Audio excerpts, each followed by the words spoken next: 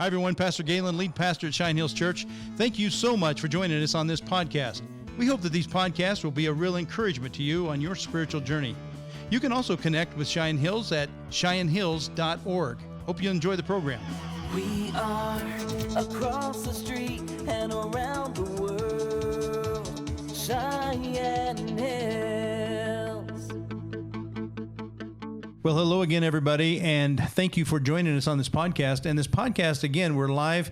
And just so you know, if you've been following us on these podcasts and you see that I've been wearing the same shirt for the 3 weeks, we're actually doing all these. This is because we're kind of on a roll. We've got some. It's like, okay, we run out of our 12 minutes or whatever we're trying to hit, and then we think of one more thing. So we did. We thought of one more thing, and the thing that I want us to kind of dig into a little bit is the sedimentary layers and the fossil record.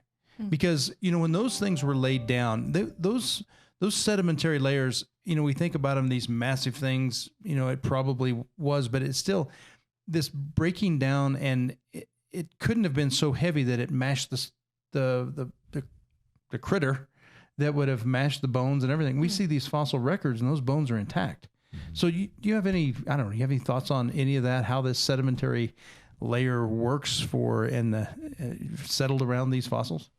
Well, it would have had to have been rapid burial. Yeah. And actually to verify that, there are fossils found, I believe one of them's in the Fort Hays State University Museum, where there's a fish eating a fish, and then it was fossilized. Oh, and obviously goodness. that didn't happen over an extended period of time. Exactly. And I think there's another one, I can't tell you exactly where, but of some creature giving birth, and it was buried. Is that right? Yeah. Wow. So obviously these Very things quickly happen. Yeah.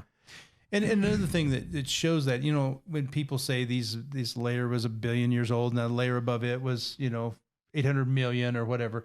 And to think that there's fossils found throughout all of those layers. Yeah. Something can't just sit there for 1,000 years. It can't even sit there for around here, something, a critter dies. Those 6 bones months. are scattered by coyotes or whatever. Just a few weeks even. Mm-hmm. And right. So, or if a buffalo dies out in the prairie, those bones are going to be dragged off and they're going to be deteriorated. They're going to be chomped on or whatever by wild animals. And to think that it could actually sit there for, even 10 years, but they're thinking millions of years for the dust to come up around. There's just no way. There's no way that makes a fossil record. I can't believe that. I don't know. Do people think that?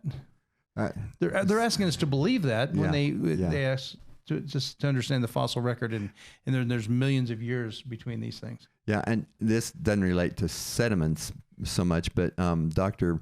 Mary Schweitzer, who was at the Montana State University, she did an experiment on taking a dinosaur femur, I believe it was, and they cut through it, and then she took tweezers, and I believe I've told this story before, but she took tweezers and pulled on the tissue and released it, and then it retracts. Still alive. Now, if they're 65 million years old, and as an evolutionist, she couldn't believe it. She said they had to do it 17 times. It was a game changer for her. I saw that. So it was in that, the one we've been showing.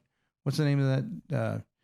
Not Answers in Genesis. Is Genesis History. Is Genesis History. Yeah. That's the one that I'm pretty sure I saw it in that, or they had a little clip about that, and they showed that elasticity of that tissue. Mm-hmm. Was it in the woolly mammoth, or where did they find it? No, it was a dinosaur bone. Yeah, it was, and I think it was one of the larger sauropods. I mean, I don't know if it was a Tyrannosaurus Rex or exactly which one it was, but it was a larger dinosaur, to my understanding. And there's just no way there could have been anything else except for tissue that was inside of the bone, wasn't it, or kind of the marrow? Inside in the marrow. Portion of the bone. It's amazing. Wow. So these, in order for this to be preserved, it had to be a sedimentary layer. And And since we have a teacher in the house, you told us that we can actually test this theory. It was interesting because after we watched the last clip, I had this memory of doing something with sedimentary layers as a science project. So we looked it up, and this is something you can do at home if you'd like, or do with your kids. It'd be a good thing to do with kids. It would be a really good thing. And so you can take a jar or a soda bottle or whatever that you have that's clear, and fill it with rock, with soil, really any kind of dirt. But the key ingredient is, and so you put all that in the jar, and in order for you to see the sedimentary layers, you have to add one key ingredient, and that is water. Lots of water. And, we can put a little bit of water in there, and that doesn't really affect it. But, you need to, that all needs to be saturated. And so that really, I think, is great. I mean, I remember doing this in school, and there wasn't any discussion of a flood because I went to public school. Right. But that's really what the common denominator is that you have to have that water in order to put those layers in. That's perfect. So let's cut to this little clip and show you how you can do your own science project with your kids and understand sedimentary layers in your own home.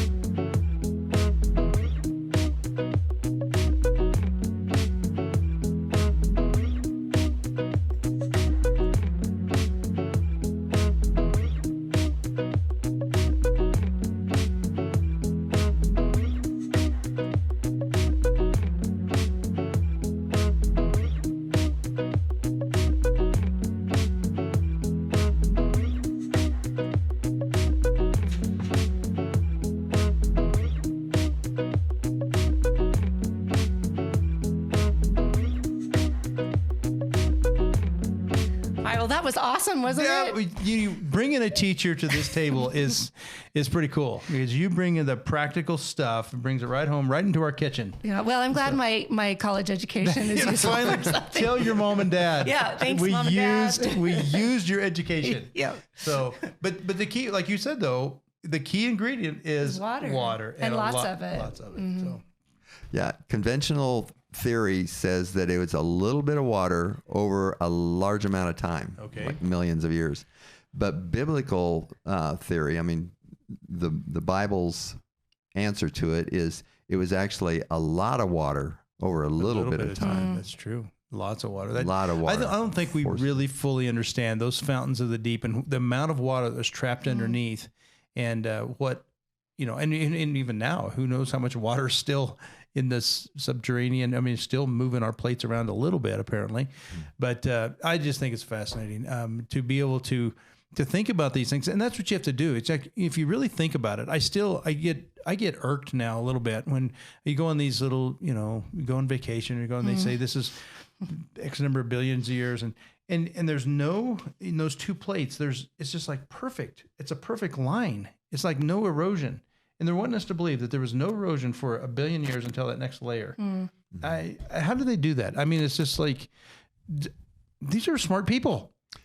It's that evolution has to win. Oh, I mean, it's their worldview. Yeah. That evolution, no matter what. Yeah, and so somehow we have to try and explain it. But if you really look at their technical literature, there are an awful lot of questions that they have. But they even amongst themselves. Yeah, they just keep it in house. And evolutionists will refute other evolutionists. Yeah. Someone will come out and say, "Well, it was this way," and in the technical articles, some other guy will say, "No, it couldn't have been that way. It had to be like this." And then they'll argue back and forth, but they don't, when it comes to the public. When push comes to shove, we're still going to go with the not biblical view. And present it as, it's fact. Yeah, it's fact, and how dare you question it. Yeah, that's right.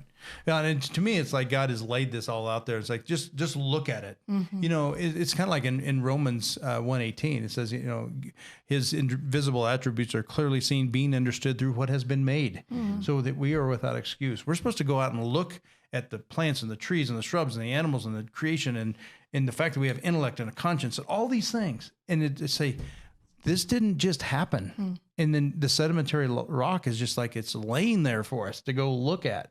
We climb on it, we walk around it, and we walk over it and everything. We don't even think about it. It's like this is an evidence that there was a global flood, evidence that Genesis is true and real. And so anyway, thank you both for being here and bringing some practical, bring it home to our own lab in our own kitchen, and for even the bigger thoughts and understand the bigger concepts. Ken, I appreciate you being here. So, and thank you for being here and joining us, and hopefully you will join us next time as we continue to plow through Genesis.